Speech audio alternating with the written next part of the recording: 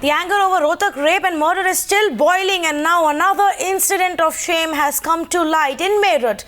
A girl was allegedly harassed by a guest house owner and the doctor having his clinic at the ground floor of that guest house.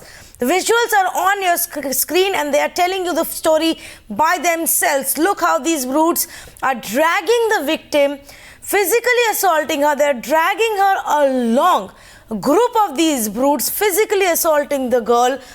This is the landlord of the building out on the streets, and there's some of them, we understand, who did come to her help, who are also harassed. So she's been physically assaulted, beaten and dragged. The police now, we understand, has filed an FIR. Pranshu is on the phone line. Pranshu, this incident took place on 3rd of February. Take us to what really happened and what is the police doing about it right now?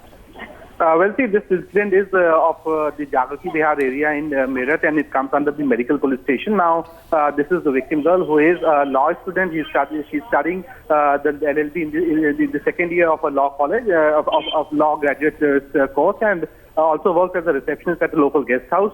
Now, the charge of the victim is that on the 3rd February, she was allegedly assaulted by the guest house owner and also one of the doctors who has his clinic in the rented premises inside that guest house. In all, the guest house owner, the doctor, and 5 of the other staff there, they assaulted her, tried to rape her.